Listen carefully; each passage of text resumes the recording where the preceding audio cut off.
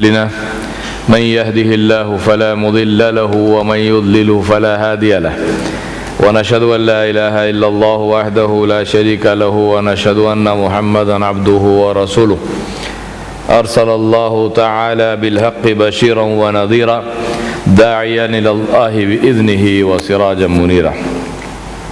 أما بعد، قال جل وعلا في كلام المجيد والفرقان الحميد: أعوذ بالله من الشيطان الرجيم، بسم الله الرحمن الرحيم. We will begin today directly our session on parenting. We have a lot of area to cover and I don't want to delay, so inshallah we'll start straight away. And just for a quick recap, this is where we were yesterday. We talked about the issue of teaching them the value of investing in people and not things, because people appreciate in value and yield returns while all things depreciate. I talked about teaching them the certain facts of life, which is one is that value is not equal to cost. Costly things are not valuable. Cost and value are two different things. Teach them to add value, not cost. And possessions add cost and not value.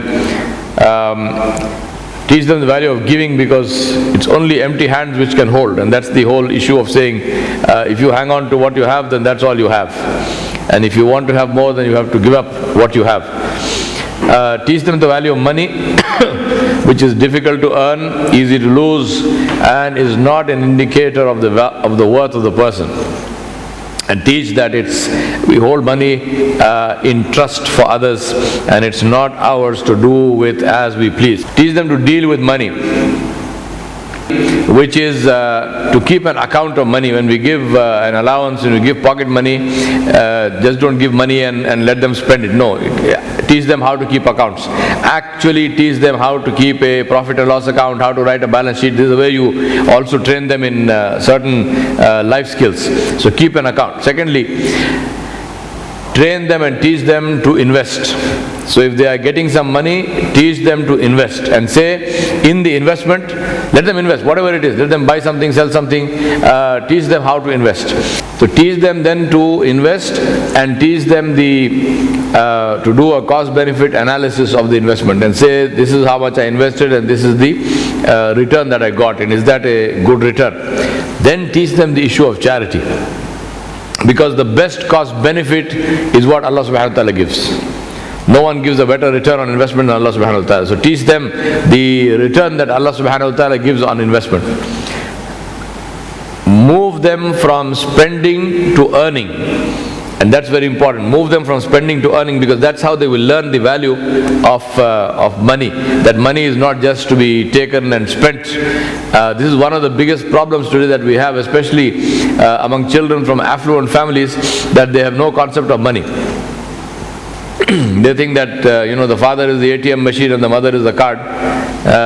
If they can't get it directly from the father, they go to the mother gets it from the father, they get it, they spend it, and when it's over, they go back to the father.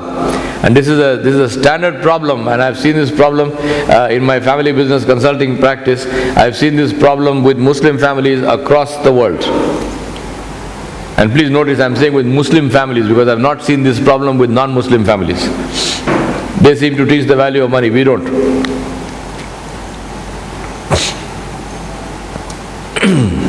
And teach them to respect the law. Now, do understand, in the Sharia, to break any law that is for the common good and which does not violate Islamic principles is haram. It is a sin, it is punishable before Allah subhanahu wa ta'ala. What does that mean? It means that if you jump a red light and the cop doesn't catch you, you haven't escaped. You will answer to Allah subhanahu wa ta'ala about that on the day of judgment. You will actually be punished for it. It's not a joke. This religion is not a joke. Please understand this very clearly. Jumping a red light is not just fun and games. A red light is there for the safety of the users of the road, and you are one of them.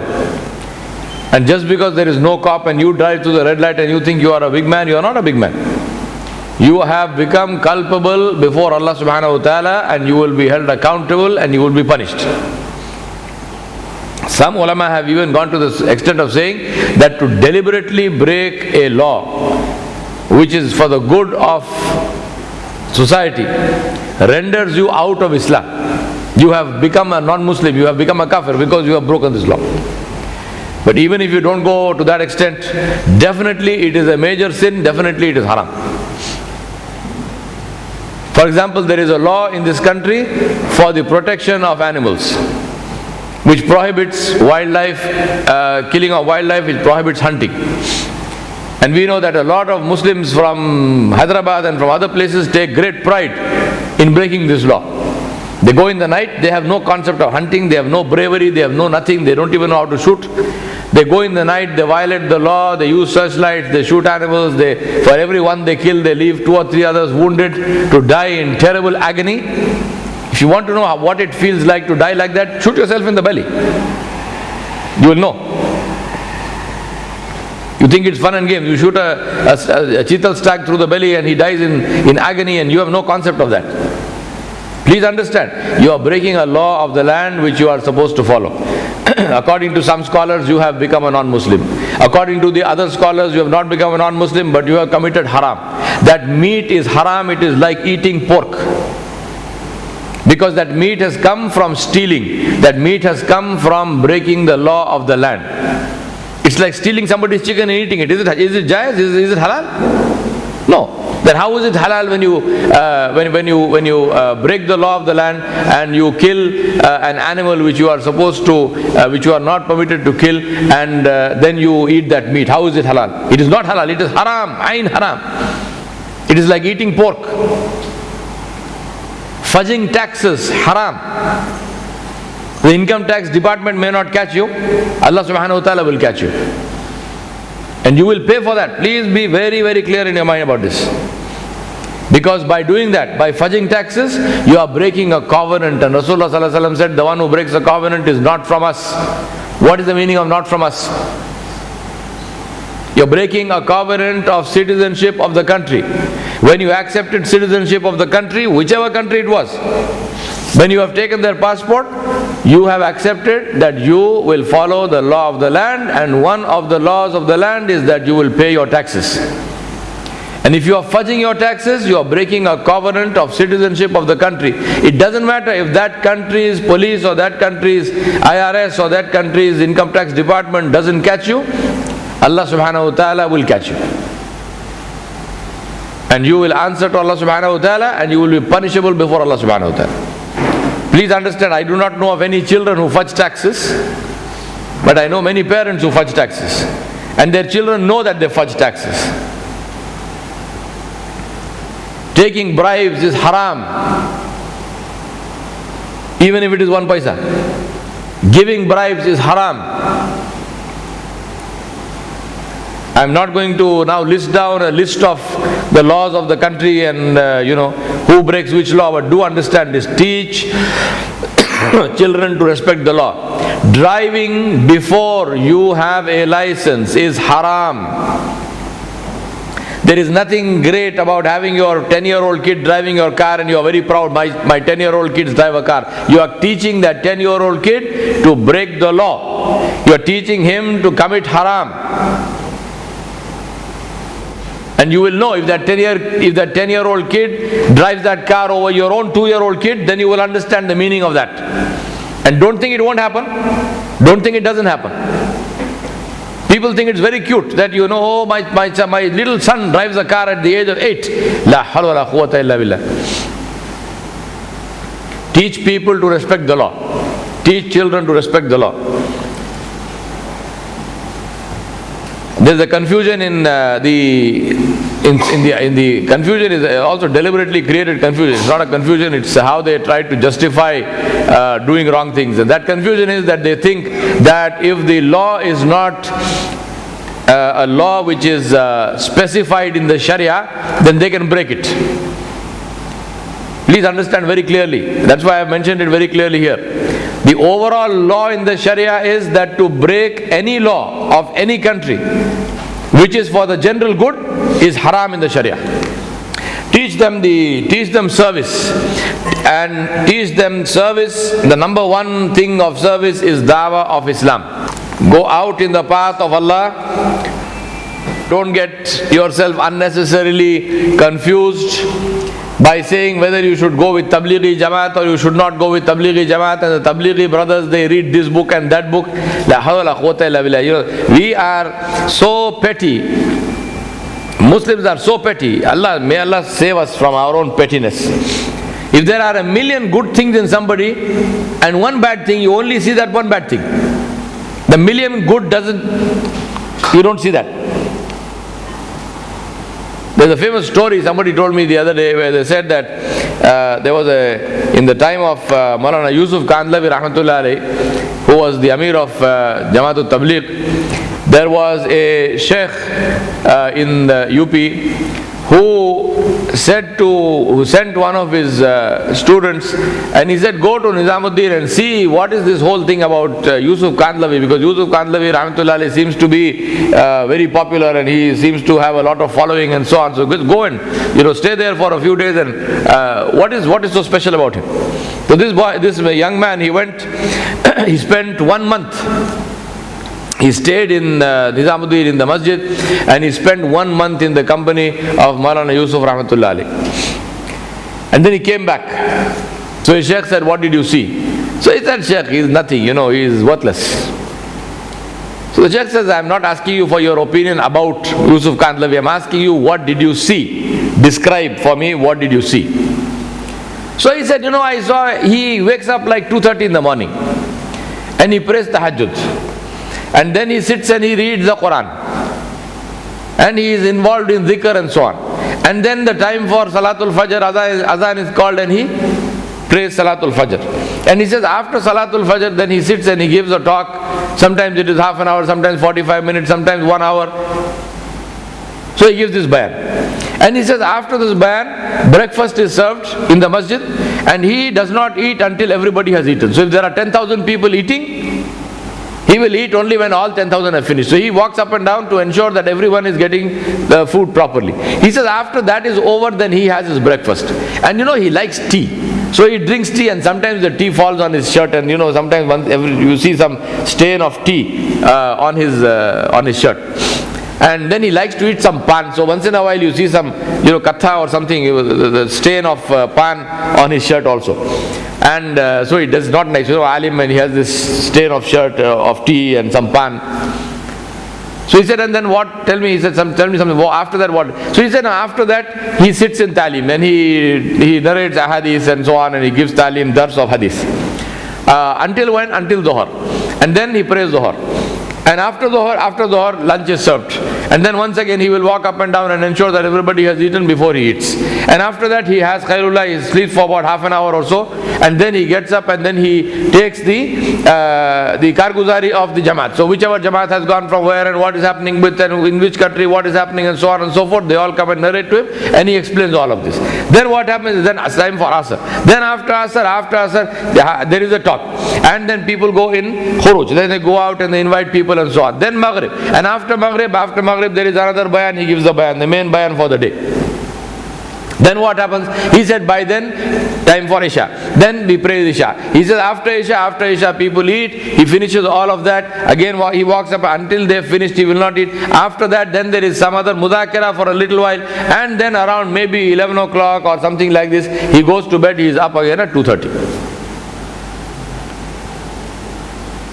So this Shaykh said a wonderful thing. And I always remember that when Muslims are petty-minded and they look for people's faults. He said to his student, he said, when a butterfly goes into a garden, it looks for flowers because it drinks nectar.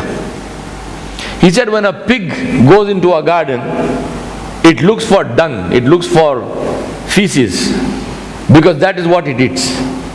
He said, you spent 1 month in the company of Yusuf Kandhlawi, and all you could see was the tea stain on his shirt. He said, you described all of this to me, and the only thing you remembered after spending 1 month in the company of this man All you can remember is one tea stain. Ajib, huh? But this is our Muslims.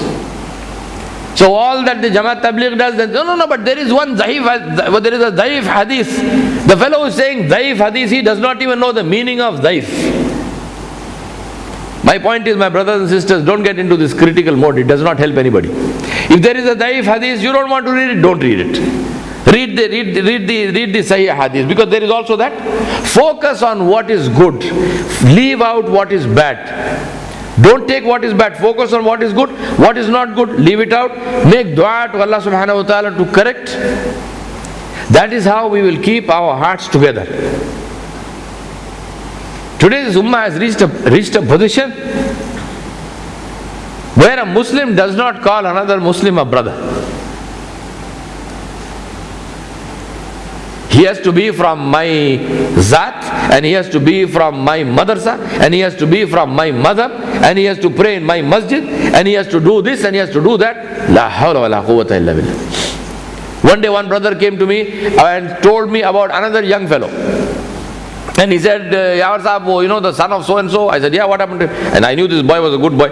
He said, no, oh, barbaad ho gaya, tabah ho gaya. Are? Tabah ho gaya. I said, what happened to him? I thought maybe he committed murder, or he was caught in some pub or some brothel or something. He said, nahi, wo namaz padh raha, wo aisa haath banta hai. He has his hands here. And he is making rafaidain.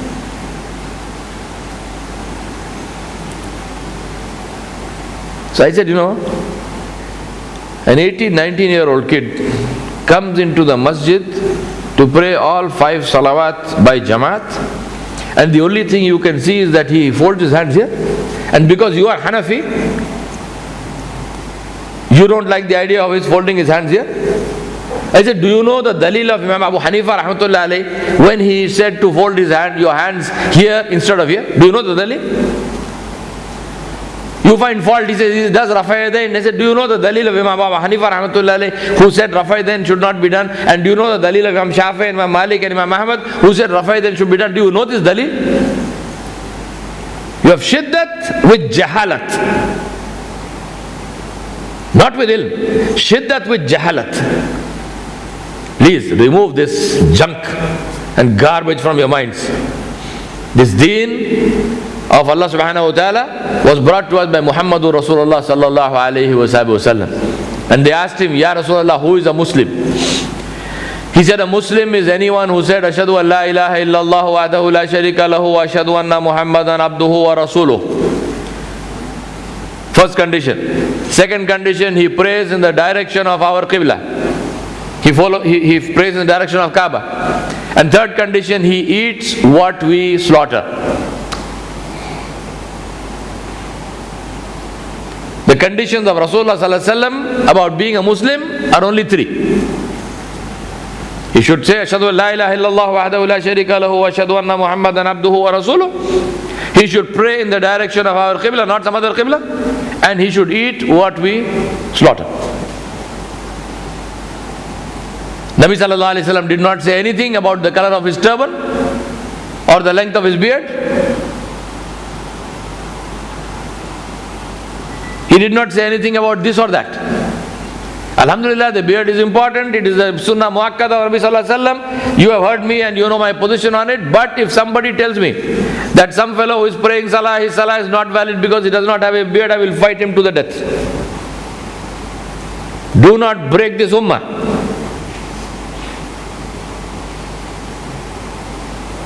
Do not break this ummah. You don't make the rules. Rasulullah sallallahu alaihi wasallam made the rules. Go out in the path of Allah. I am not saying go with Tablighi Jamaat. If you don't like the Jamaat, go with somebody else. Go. Leave your house. Don't keep sitting in the house. Go out in the path of Allah subhanahu wa ta'ala. Take this deen to the villages, to the countryside. Dawah is not done on the internet. Dawah is not done in major jazzy international conferences. Dawah is done by hitting the road. Dawah is done the same way you sell Islam, the same way you sell anything else, by hitting the road, by walking the street, by going and humbling yourself before people, inviting them to the masjid, inviting them to Allah subhanahu wa ta'ala. Very good for the ego, believe me. Very good for the ego. Dawah is not jazz. Dawah is to walk the street. Leave your house, go walk the street. You will learn tawakkul. Teach your children that. And how do you teach them that? By taking them with you. Go and take them with you. Teach them service. Teach them to work with those who have less. Go teach in schools. You know, in Doon school they have a wonderful practice where the Doon school children, the Doon school students, they, in the evening, the school provides them with classrooms and everything, all facilities. In the evening, the students, the senior students, they take classes for the children of the staff, of Doon school staff. All the servants, the cooks and the laborers and the gardeners and whoever else, their children who go to regular schools, to other government schools and so on, they get coached by senior students of Doon school. In Japan there is a practice where all classes, the last half hour of the day is spent in cleaning the classroom. There are no servants. The children and the teacher clean the classroom. They wipe they sweep the floor, they mop the floor, they clean the classroom, they clean the board, they set up the tables and everything else. Children and teachers, small class, big class, everybody. Last half hour. And make the class ready for the next day. There are no servants. They have no servants. And we have filthy masajid, filthy bathrooms and masajid, and people, when you ask the people, they say, "Kya naukara nahi hai, koi milta nahi." आप कौन से मरज की दवा है?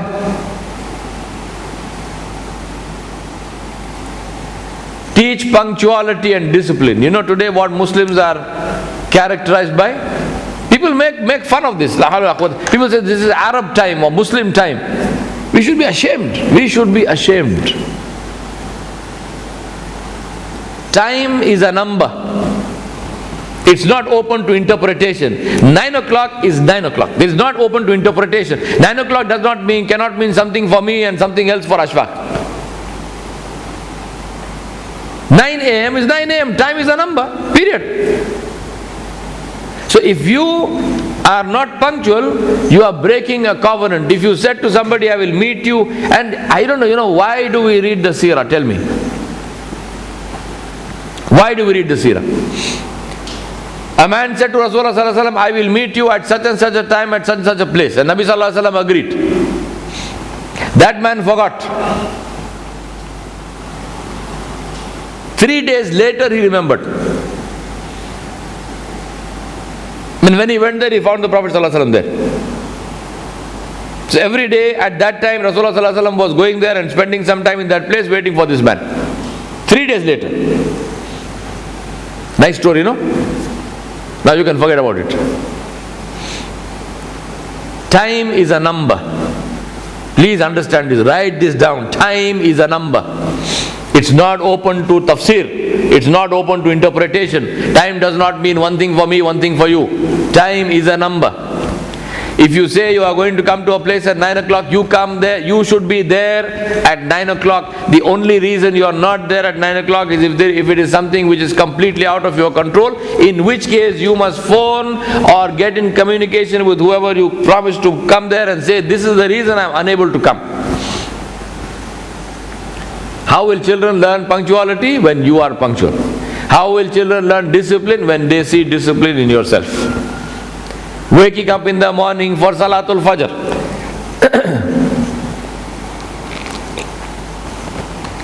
How is it difficult? Why is it difficult?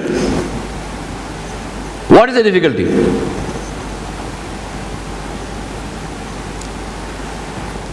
Teach them manners. How many of us have heard the hadith that to smile is sadaqah? Have you heard the hadith? Rasulullah sallallahu alaihi wasallam says smile is sadaqah. We have children, you have to bribe them to smile. मैं बोले पैसे दे तो भाई smile करो. You got to take them to a dentist to see his teeth. Rasulullah sallallahu alaihi wasallam said, "Afshu salam, spread salam." बोले नहीं सलाम नहीं करते, बोलना पड़ता. सलाम करो. Teach manners. Teach manners. I'm not going to go into the list of what all manners are. You know this better than me. Teach them that. Your children are a expression of who you are. If you have got ill-mannered children, that shows what kind of parent you are. You know, there was a time, subhanAllah, I still remember this, there was a time when Muslim children, non-Muslims used to say, Musalmanon ke bacche bahut achhe rehte. Non-Muslim, I have heard many of my Hindu friends saying, you know, Muslim children have the best manners. आप लोगों के बच्चे बहुत अच्छे रहते साहब, कई को है आप बहुत अच्छे तमीज के बच्चे रहते हो. Muslim children are the best because they have the best manners.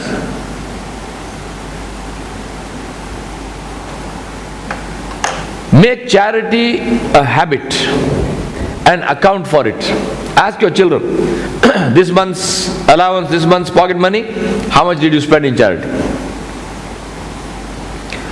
Do this another very important reason for this.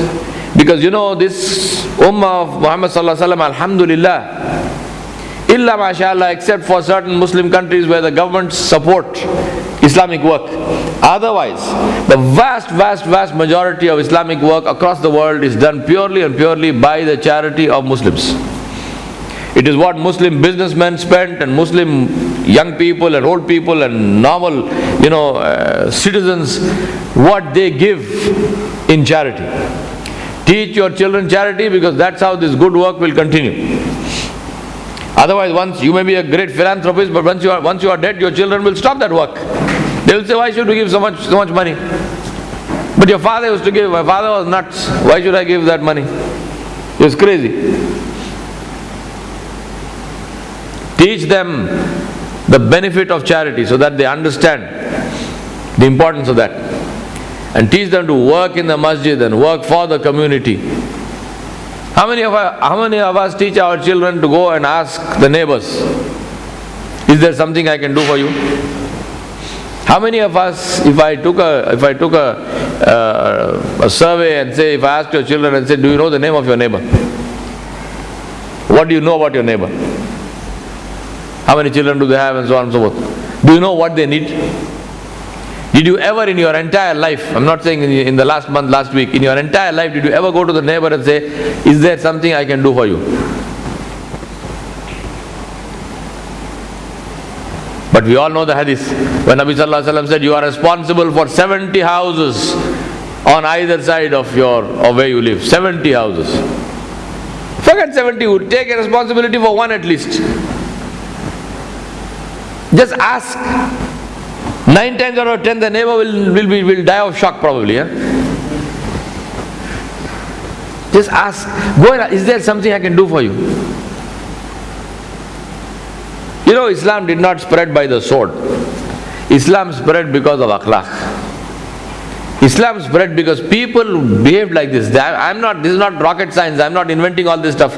You know, all of this is from the seerah. You know, all of this from the seerah of the Sahaba. You know, all of this from the seerah of the Tabi'in and Tabi'in and so on. People actually behaved in these ways. And that's how people came to Islam. Because of how they were treated. Please remember, people will not remember what you did, but they will remember how you made them feel.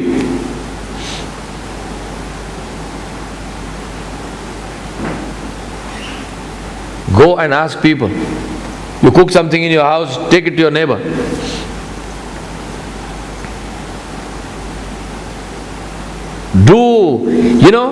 Only the unnecessary is valuable. Only the unnecessary is valuable. What you don't need to do is what people appreciate. What you have to do, you have to do. I mean, there's no big deal about that. A soldier gets a medal not for doing his duty. He gets a medal for doing over and above his duty. He gets a salary for his duty. He doesn't get a medal for that. So only the unnecessary is valuable. People appreciate what you did even though you didn't have to do it. I'll tell you a true story that happened with me. I was traveling from Madurai to Kanyakumari through Tirunelveli district in Tamil Nadu in the summer, very, very hot summer. Hot to the extent that the fields, the soil is cracked, so dry. So I was in my car, my driver was driving, and those days ambassador car, no air conditioning, nothing. And the car got a puncture, we had a flat tire. So the driver pulled over to the side, not a soul on the road, nobody. This is the middle of the back of beyond, in the total village, rural area. And it was so oppressively hot in the car that I couldn't even manage to sit in the car. So my driver said, I'll just change the tires. So I said, okay. So as I got out of the car, I noticed that by the side of the road, there was fields, obviously all over the dry, dead land, broken land. But by the side of the road, between the road and the field, there was a small strip of land. And this strip of land, somebody had put sand on it and swept it clean, and it was very neat and clean, swept sand. Maybe that patch was about maybe 10 feet or 15 feet long. On either end of that plot, there was a neem tree. And under the neem tree there was a stone bench. So this was so I said somebody has obviously created this, 2 stone benches, a neem tree, so some shade, because the neem still has leaf in the summer, so some shade and there's a stone bench. So I went and sat on the stone bench. Now there was a house, a mud hut with a grass thatch roof facing towards the fields. And this was between that house and the road. So I sat on this bench.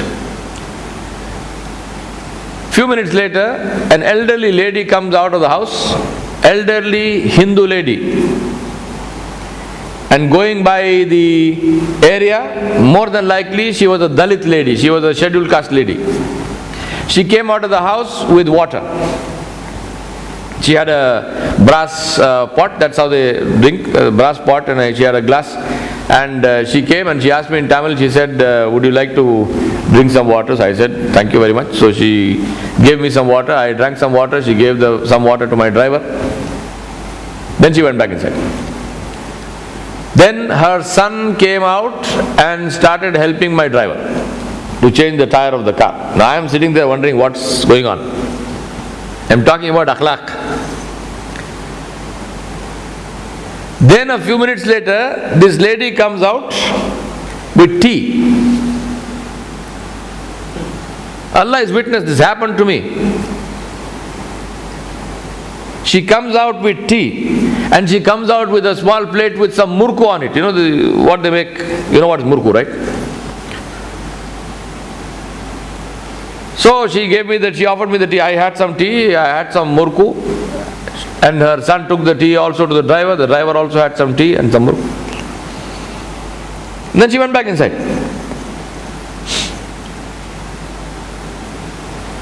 By then, we finished this tea and so on. It was, alhamdulillah, I was very hot and bothered and so forth, but after all this, I was quite nice. Felt well, felt good. The driver changed the tire of the car, and as I got up to go, I called the young boy who was there and I said, how much for the tea and so on. Because my assumption is that this is a roadside hotel, and so the lady must have offered this because she got some customers.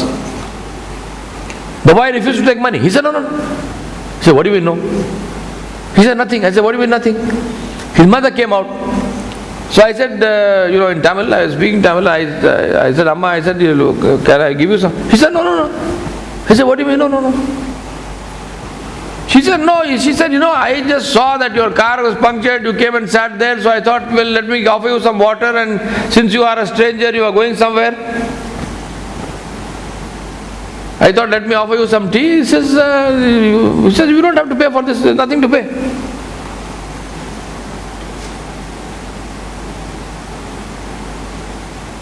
Poor Dalit woman.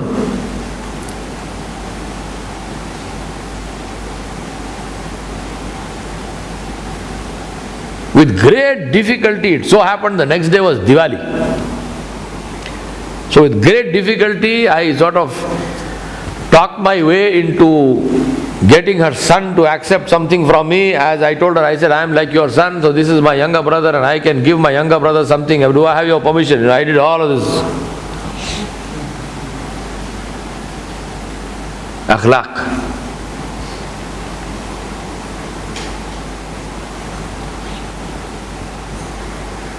And ask this question, what did you do for Allah today? Ask this question. Ask it to yourself, ask it to your children. Then sports. Not watching 2020, or not watching World Cup. I'm talking about playing sports. Watching sports, worst thing in the world. Unless you are a sports player and you are watching a sport to see how it was played, that's a different matter. You're watching it to learn something. But just sitting in front of a television and watching some match, that is a total complete waste of time. So get children interested in playing a sport. Whatever sport it is, very important. Get them interested in playing a sport. All through my teenage, until I went off to Guyana at the age of 19, all through my teenage, every day I used to ride for 3 to 4 hours every morning. Horses. Every day. Monday was a holiday for the riding club and Monday was a day of tragedy for me. What will I do today? I used to play polo, tent pegging, dressage. Get them interested in a sport. Whichever sport it is. And participate with them in it. You know, amazing thing, in South Africa I've seen this. There are Muslim schools and there are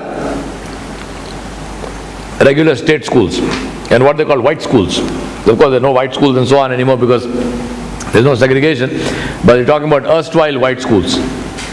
You know what you see when you are driving down the street in South Africa in the night, maybe it is 8:30, maybe 9 o'clock in the night, and you are going past the playing fields of a Muslim school, you know what you see? Darkness. And you know what you see when you go past the playing fields of the white school? You see those kids playing rugby, and you see the parents sitting in the stands cheering. Those parents also work. Those parents also have jobs. Participate with the children. Go take them to a match. You play, let them play. That's how there is bonding between parents and children. Sports are very important because they teach leadership, they teach teamwork, they teach conflict resolution, they teach collaboration, planning, resilience, mental toughness, healthy competitiveness, not lousy competitiveness. And of course, for physical fitness, if you're playing football, you run around that football field 10 times and that's... In our school, that was the punishment they used to give us, extra PT. You did something, you run around the HPS football field 10 times. And very important, teach them to swim. How many people here do not know how to swim?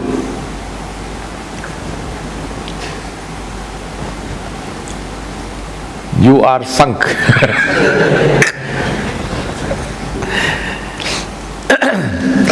Teach them survival skills. How many people do not even know what is the meaning of orienteering? How many people know the meaning of orienteering? That means you don't know the meaning of orienteering. Kaisa jitero. Orienteering is the skill of finding direction using a compass. It is a skill of finding directions using the stars. See this tragedy that we are living in. You know who taught the world how to find direction using the stars? Who? The Muslims. Who invented the astrolabe? Who invented sea navigation? And who taught? Who did the British, the whites, who did they learn, Europeans, who did they learn navigation from? The Muslims. And today the Muslims do not even know the meaning of navigation. And we talk very proudly, you know, once upon a time we used to do, who the hell cares what you did once upon a time? People are interested in what you're doing today.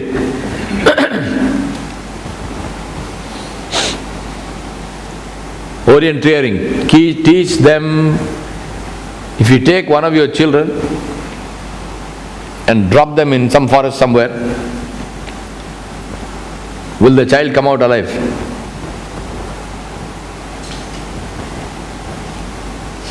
And believe me, a forest is a far safer place to be in than a public road. Far safer. There's actually nothing that can happen to you in a forest unless you are entirely and totally stupid. I mean, if you've got even half a brain, you can survive very well. And as long as you know what to do and how to find direction, you will not starve, you will not get lost, and absolutely nothing will happen to you. People are afraid because they don't know what we are talking about. I spent all my teenage walking, not running around in a jeep with a spotlight. Walking in the day and in the night in the forests of Adilabad, the Aravalis. Me and one Gond, a guy called Shivaya. Shivaya and I would walk miles and miles and miles. We'd walk all day. And sometimes we would sleep in the forest in the night. Sometimes we'd sleep I always prefer to sleep outside, because try sleeping inside a Gond village inside the hut. And you'll know why I sleep outside. Because in the huts are also the goats and everything else, and zillions of mosquitoes and whatnot. So, best thing is sleep outside. And if there are any cattle, sleep a little bit close to the cattle, because the mosquitoes go for the cattle, they leave you alone.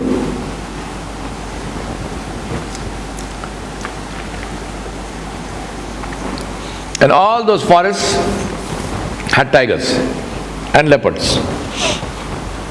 And I'm still here. Teach them survival skills. Teach them martial arts. Whichever it is, teach them martial arts. It's not about beating opponents, it's about building character. It's about taking care of yourself. It's about balance in life. Teach archery, teach marksmanship. Again, nothing to do with shooting people. Concentration, focus. The famous story of the Mahabharata, remember that? Where Dronacharya called, they asked him, how come Arjuna is your best pupil? So Dronacharya called all of them and he said, he showed them a bird. And he said, shoot that bird. So when they pulled their bows, he said, hold. Then he asked each one, he said, what do you see? So one of them said, I see a bird on a tree. He said, put down your bow. The other, what do you see? He said, I see a bird on a branch. Put on your bow. He said, what do you see? I see a bird. Put on your bow. When he got to Arjuna, Arjuna said, I see the eye of the bird. He said, that is why he is better than you. Focus. So archery and marksmanship is not about shooting, it's about focus. It's about having a target. Many of my seminars I ask people, do you have a life goal? Do you have a target in life? They never heard the word target in their life. How are they going to have a target? Teach tracking. It's great fun. I mean, all these things are brilliant. I tell you, you teach kids this, and you will have a ball, they'll have a ball. You'll You'll enjoy yourselves, you're out in the open, healthy atmosphere, you get close to nature, you feel, you hear the sounds of the earth.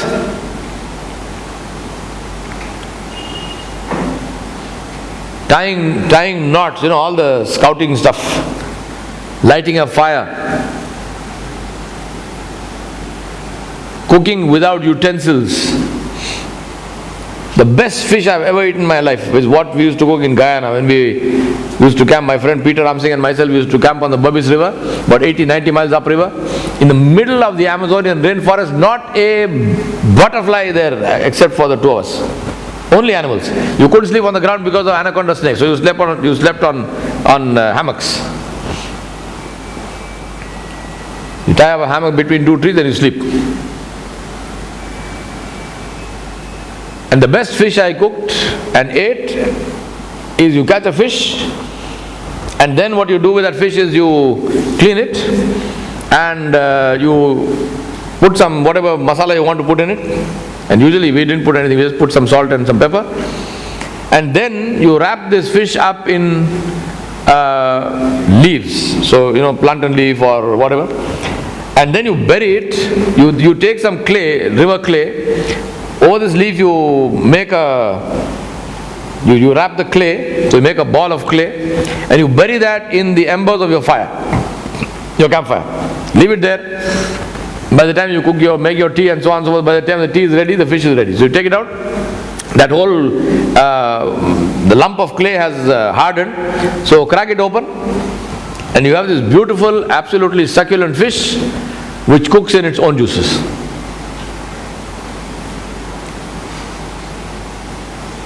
आप लोग कुछ करते हैं, मैं कुछ बोलूं? मुंह में पानी आ।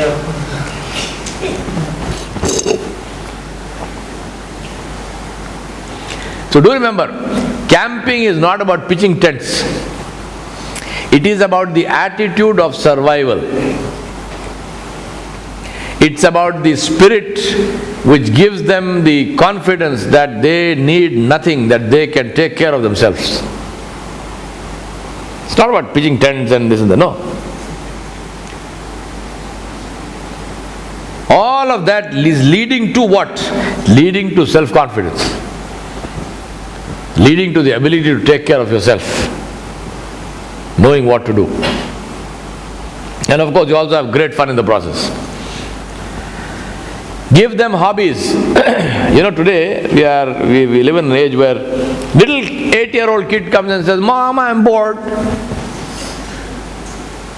I remember what a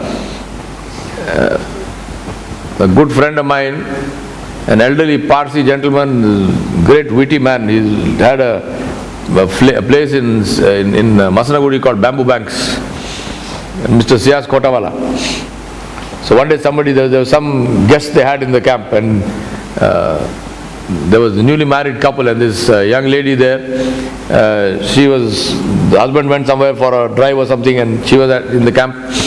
And she said to Sias, I'm very bored.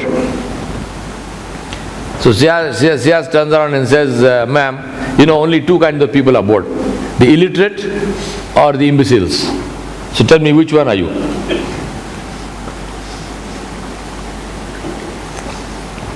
Like most elderly Parsi gentlemen, he wasn't known for his politeness. Bored. What is bored? What is bored? Because today the kids, for example, once they finish their homework, then you need some gadget. You need either some phone, or you need an iPad, or you need an iPod, or you need an i this or i that, or I died. They said, what did Bill Gates say? Not Bill Gates, what's his name? Steve Jobs. So what was his last word? I died. Seriously, think about these things. Give them hobbies. And I've just listed some. I'm not putting a whole list of things. You know what is a ham radio? The ham radio has nothing to do with ham. It's halal. Reading and journal writing, one of the most brilliant and most beautiful hobbies that you can give a child. Let them read and let them write about their life. what is going on through them. And respect privacy. That child's journal is not for you to read. Unless the child gives it to you, don't touch it. Respect their privacy, but let them write. Then of course photography. I've got a friend of mine whose hobby is photography in Shazli in Malaysia, Shazli Khan. Shazli Khan is the official photographer for Nike. And alhamdulillah, very good, strong Muslim, mashallah. So he puts a condition to say, I will not photograph women. So Nike is compelled to follow Shazli Khan's rules for their official photography worldwide, because Shazli says, I will not photograph women. He specializes in sports photography. You must see some of his photographs. Brilliant, brilliant, brilliant. Teach children photography. Then painting and drama and poetry. Follow the Sharia. You don't have to paint figures. But all of these things are things which open the mind. Drama, how do you depict something in action, in a skit, in a drama? Drawing, painting, drama, poetry. One of the most beautiful and brilliant things in the world is poetry. And you know why? Because the poem is the essence of thought. It takes a whole huge concept and reduces it to 2 lines of poetry. Ash'ar. And for that you also need languages. We live in a country where we say our mother tongue is Urdu and we don't know Urdu. We don't know Urdu. Why? The more languages you know, the more influence you will have. The more you can connect with people. The more you learn cultures, because the language is the key to the culture. You cannot know a culture unless you know the language. The language is the key to the culture. My father used to recite, he loved Iqbaliyat, he loved the poetry of Allama Iqbal. And he knew huge numbers of ashar.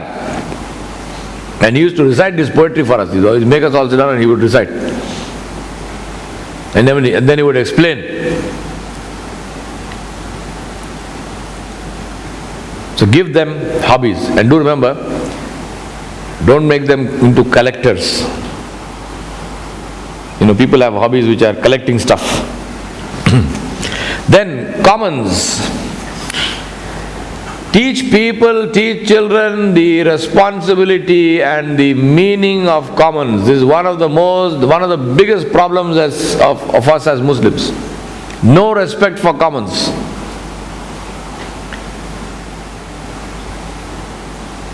We throw things. You have a beautiful house, and just outside the house, you have garbage.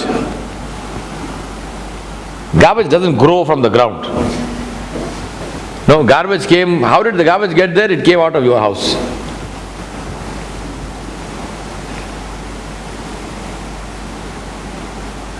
And of course, all these people who have the money to buy big houses and so on, they have never heard of the word garbage bin. They do not know what is a garbage bin. They think the garbage bin means the rest of the world. La hawla wa la quwwata illa billah. Teach children that they are responsible for everything that they own or use, and what the family owns is also what they own, and that is why they are responsible for it. Meaning, cleaning the house is whose responsibility? Yours. If you have a servant, the servant does it fine. The servant does not do it, that day the house is not clean. No, it is clean. You clean it. We all tell stories. One of the stories of Narayana Murthy, one of the co-founders of Infosys, a man whose personal net worth is in billions of dollars, one of the most successful businesses that exists in India. Narayana Murthy says, in our house, We, meaning he, his wife and his 2 children, he said, we clean our own toilets. The servant is not permitted. They have a servant, but the servant is not permitted to clean the toilet. We clean our own toilets.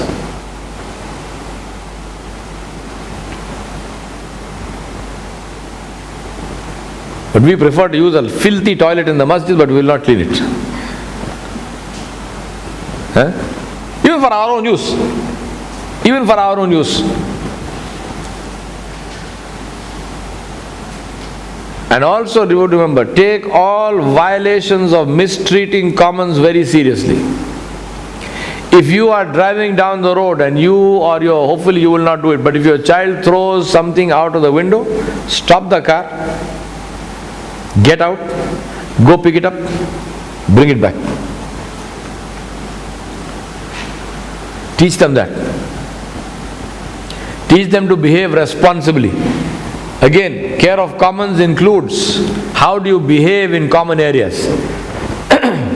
Yelling and screaming and all in the name of playing. No.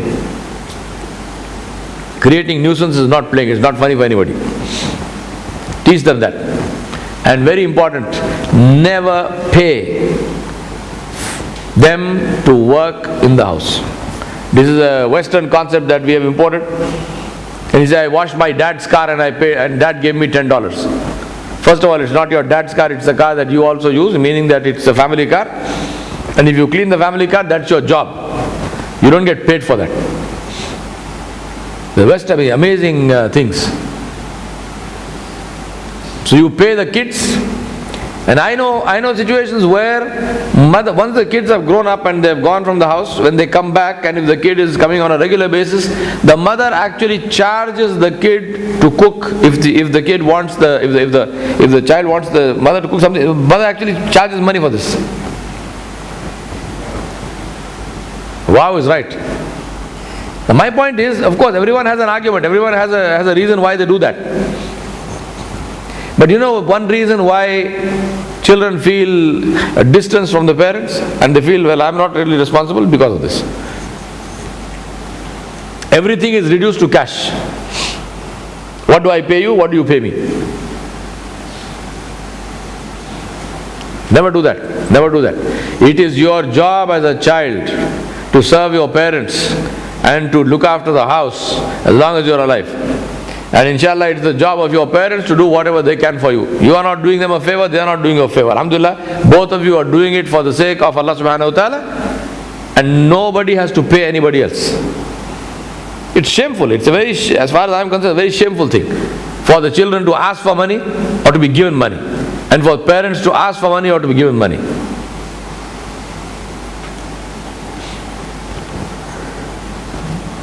The qualities of the Muslims,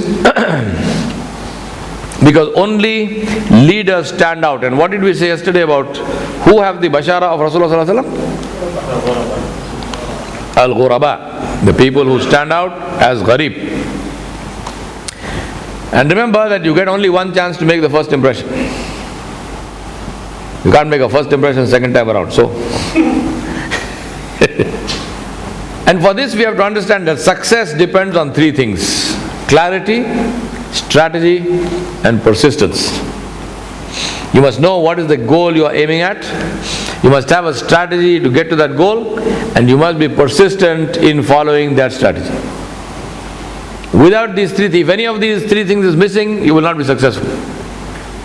If you are foggy about the goal, you don't even know, then we don't have to talk anything more. But you are clear about the goal. Yes, I want this, but you haven't a clue how am I going to get there. It doesn't work. You know the goal, you have a good strategy, but there's no staying power, there's no sticking in there. You get discouraged and you lose hope. You will not succeed. All 3 are important: clarity, strategy, and persistence. Rasulullah sallallahu alaihi wasallam said in a hadith in Bukhari, real men are as rare as a reliable, strong camel that can endure the burden of long trips. You can hardly find one in 100. And remember this When he says real men, it also means real women. And we are not comparing women to camels.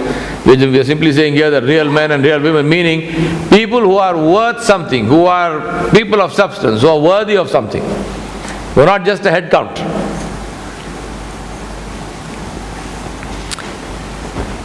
Sayyidina Umar radiallahu anhu is a very interesting story. Sayyidina Umar radiallahu anhu was with his friends once in a house, and he said, make a wish. And one of them said, I wish this house was full of gold that I could spend in the path of Allah. And Sayyidina Umar then said, make a wish. And another man said, I wish it was full of jewels and pearls and so on that I could spend in the path of Allah. Then Sayyidina Umar radiallahu anhu again said, make a wish. And they said, well, what do you want us to say? I mean, we said whatever we could say. What is there to say? And Sayyidina Umar ibn al-Khattab radiallahu anhu, he said that I wish that I had men like Abu Ubaidah ibn al-Jarrah radiallahu anhu, Mu'adh bin Jabal radiallahu anhu, and Abu Hudayfa radiallahu anhu, who would help me to glorify the word of Allah. Sayyidina Umar radiallahu anhu recognized the real value of things. He realized that things are not as valuable as people. That key leaders, one person like Abu Ubaidah is worth what? In gold. Abu Ubaidah radiallahu anhu, the conqueror of Egypt. Amr ibn al-As and Abu Ubaidah. So qualities of the Muslim, first and foremost, truthfulness and integrity, and that is where Tawheed comes from. We are truthful to Allah subhanahu wa ta'ala, we behave with integrity with Allah subhanahu wa ta'ala. Truthfulness and integrity. Second one is sense of responsibility and accountability. And see how our religion fits in with this. Tawheed and Akhirah. Accountability and responsibility. 3, courage. Physical courage and moral courage. The willingness and ability to stand up and speak the truth without fear of anyone other than Allah. And the 4th one is husnul khuluq, good manners and good character. Today there is a crisis of character. Globally, I'm not talking about Muslims. Globally today there is a crisis of character. Any country, any society, any culture. If I ask you today to name a statesman, somebody, a political figure who you respect, and if I tell you name a statesman, and I also put a corollary, a clause there saying except Nelson Mandela, who will you name? The whole world today we can probably name one man. What kind of bankruptcy of character is that?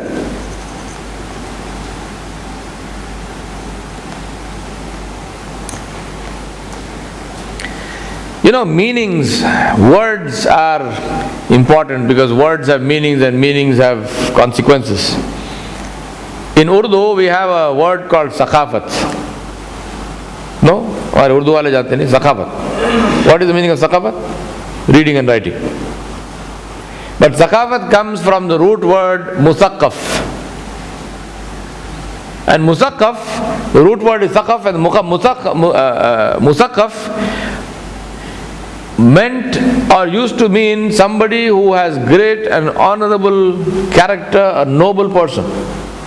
But when we reduced musaqqaf to meaning only reading and writing, we have this amazing situation where the most educated nations are the most barbaric. Education does not mean civilization anymore. Education merely means reading and writing. Education does not mean good manners. Education does not mean being nice to people. Education does not mean akhlaq. Education just means reading and writing. So which book have you read? Which book have you read? I have read this and that, and may Allah forgive us. This is the state today with the Muslims, with ulama and others, both. Terrible manners, worst akhlaq. Don't even know how to talk to each other. God forbid, if you are in a conflict with them, no adab of ikhtilaf. You will say anything. And yet you are a graduate of this university and graduate of that university and fariq from here and fariq from there. I have read this book and I have read that book. What is the good of reading the book?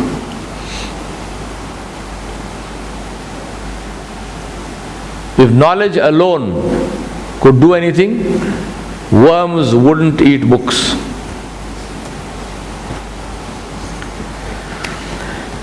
The problem with our current education system is that it's designed to produce consistent morons.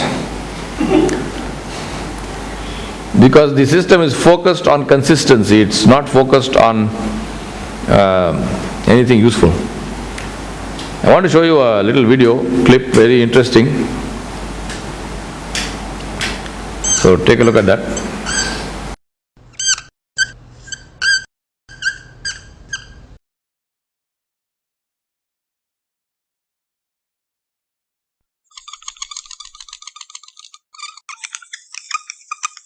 Every country on earth at the moment is reforming public education. This is the modern epidemic, and it's as misplaced and it's as fictitious.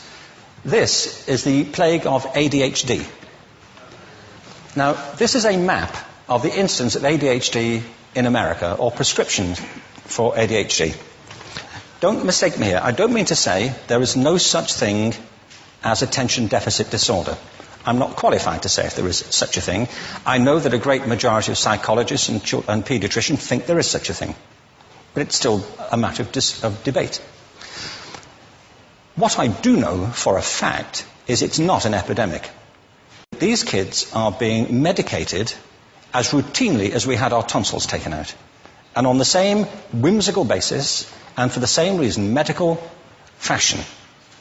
Our children are living in the most intensely stimulating period in the history of the earth. They're being besieged with information and calls for their attention from every platform, computers, from iPhones, from advertising holdings, from hundreds of television channels. And we're penalizing them now for getting distracted. From what? Boring stuff. At school, for the most part.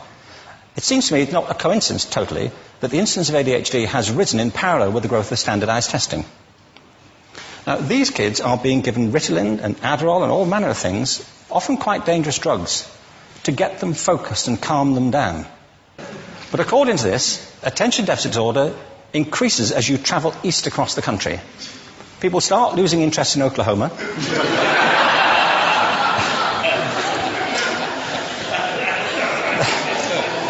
They can hardly think straight in Arkansas. And by the time they get to Washington, they've lost it completely. And there are separate reasons for that, I believe. It's a fictitious epidemic. If you think of it, the arts, and I don't say this exclusively of the arts, I think it's also true of science and of maths, but I say about the arts particularly because they are the victims of this mentality currently, particularly. The arts especially address the idea of aesthetic experience. An aesthetic experience is one in which your senses are operating at their peak, when you're present in the current moment, when you're resonating with the excitement of this thing that you're experiencing, when you are fully alive. An anesthetic is when you shut your senses off and deaden yourself to what's happening. And a lot of these drugs are that. We're getting our children through education by anesthetizing them. And I think we should be doing the exact opposite. We shouldn't be putting them asleep. We should be waking them up to what they have inside of themselves. But the model we have is this. I believe we have a system of education that is modeled on the interests of industrialism and in the image of it. I'll give you a couple of examples. Schools are still pretty much organized on factory lines, ringing bells, separate facilities, specialized into separate subjects. We still educate children by batches. We put them through the system by age group. Why do we do that? Why is there this assumption that the most important thing kids have in common is how old they are? It's like the most important thing about them is their date of manufacture. You know what I mean? Well, I know kids who are much better than other kids at the same age in different disciplines. or at different times of the day, or better in smaller groups than in large groups, or sometimes they want to be on their own. If you're interested in the model of learning, you don't start from this production line mentality. It's essentially about conformity, and increasingly it's about that as you look at the growth of standardized testing and standardized curricula. And it's about standardization. I believe we've got to go in the exact opposite direction. That's what I mean about changing the paradigm. There was a great study done recently of divergent thinking. Published a couple of years ago. Divergent thinking isn't the same thing as creativity. I define creativity as the process of having original ideas that have value. Divergent thinking isn't a synonym, but it's an essential capacity for creativity. It's the ability to see lots of possible answers to a question, lots of possible ways of interpreting a question, to think what Edward de Bono would probably call laterally, to think not just in linear or convergent ways, to see multiple answers, not one. So, there are tests for this. One kind of cod example would be, people might be asked to say, how many uses can you think of for a paperclip? One of those routine questions. Most people might come up with 10 or 15. People who are good at this might come up with 200. And they do that by saying, well, could the paperclip be 200 foot tall and be made out of foam rubber? Does it have to be a paperclip as we know it, Jim? Now, there are tests for this, and they gave them to 1,500 people. This is in a book called Breakpoint and Beyond.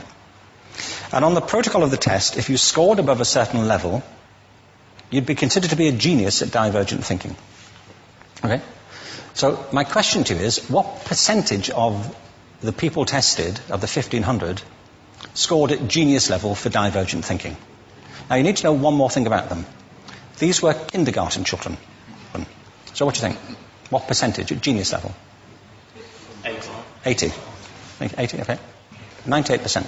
Now, the thing about this was it was a longitudinal study. So they retested the same children 5 years later, age of 8 to 10. What do you think? 50? They retested them again 5 years later, ages 13 to 15. You can see a trend here, can't you? Now, this tells an interesting story, because you could have imagined it going the other way, couldn't you? You start off not being very good, but you get better as you get older. But this shows two things. One is, we all have this capacity, and two, it mostly deteriorates. Now, a lot of things have happened to these kids as they've grown up. A lot. But one of the most important things that happened to them, I'm convinced, is that by now they've become educated. They've spent 10 years at school being told there's one answer, it's at the back. And don't look. And don't copy, because that's cheating. Outside schools, that's called collaboration, but inside schools.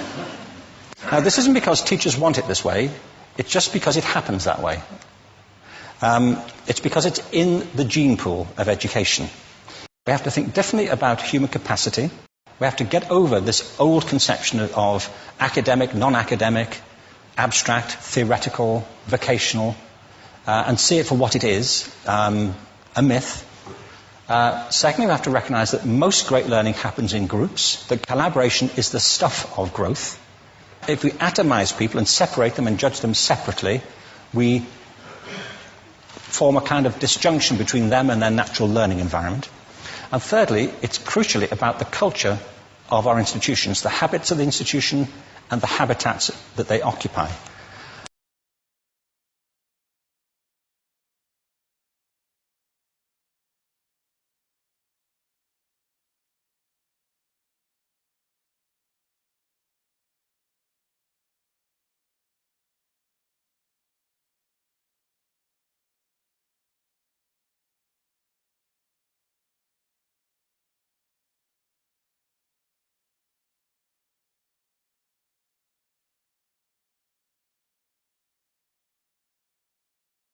Current education system, and of course, alhamdulillah, we also know what to do about it and how to change that. And inshallah, if Allah wills, one day we will show you what it means to be able to allow geniuses to remain geniuses and not convert geniuses into consistent morons. The basic rules that destroy, but these are the rules that are implemented in our schools. One is obey without question. What do you call a child who asks a lot of questions? Troublemaker. Obey without question. Only one right answer and the teacher has it. No one else. For example, in a history class, the question, supposing there's a question in the history class and we get these moronic questions. What was the date of birth of Akbar the Great? It's actually a history question. And supposing a child writes, why is it important that I should know the date of birth of Akbar the Great? What do you think will happen? Will he pass or will he fail? But isn't it a completely stupid question? Why must, how does it matter when Akbar was born? What matters, for example, is what kind of land reforms did Akbar bring in during his time? When he was born? Why do kids hate history? Because they have to remember completely stupid dates which have no meaning whatsoever. They don't like history because they are supposed to remember these dates. And they pass and fail depending on those dates. What was the date of the first battle of Panipat? Find me a history question in a history paper in this country which says, what are the lessons that we need to learn from the first battle of Panipat? What are the lessons that we can learn from the battle of Panipat which we can apply today in today's life? Find me one question like that, I'll give you $64,000. But you will find a million questions. First battle of Panipat, fought between this one and that one. Who cares? 1526, mashallah, see? But mercifully, he forgot all that education. That's why he's bright. Otherwise, he would have. Why $64,000? See, bright question. Why not $65,000? Huh? We know your bank balance. Now you know. You don't know. If I'm giving you 64,000, I have more than that. No. As it said in that video clip, sharing is called cheating. Amazing, amazing. We teach children the most destructive ways of competing in their school. Don't collaborate, don't share knowledge, don't share resources. We teach them the most destructive forms of behavior in schools, and then we spend the rest of our life trying to correct that. You run team building courses in organizations, and you run collaboration courses and motivations courses. It's good for people like me. I have a never-ending market because the schools prepare people like that and put them into the world, into the business world, so that people like me can earn a very good living. Alhamdulillah. But instead of that, if they taught them the right things in school, then people like me would have to use our brains to think of more creative things to do. And who comes first in class? And that's my definition. The one who regurgitates unprocessed. Because God help him, if he processes that education, what he learns, then he's going to fail. So if he regurgitates unprocessed, then he is successful. But the actual rules of success are the opposite. The real rules of success is always question. Not never question, always question. First understand, then do. Second one, that in most cases there are many right answers, not one. And success depends on the ability to generate multiple alternatives. Problem solving skills, creativity skills are what? How to generate multiple alternatives for the same problem. The more alternatives you can generate, the better problem solver, the better conflict resolver that you will be. Third rule, always share. You can never win alone. Learn to work in teams. Learn to learn to disagree without being disagreeable. Learn conflict resolution skills. And the last one, again my definition. Unprocessed regurgitation is called vomit. No? So success is a factor of adding value.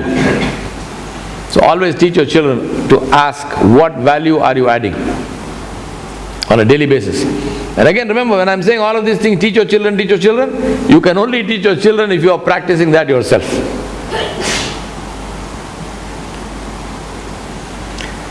There are two ways to learn: from your own mistakes or from the mistakes of others. And the first one is always more costly, painful and slow. 11 rules of Islamic parenting, and we'll come to this after our break. Right now we'll take our break, and inshallah see you back in another 10 minutes or so. Assalamu alaikum wa rahmatullahi wa barakatuh.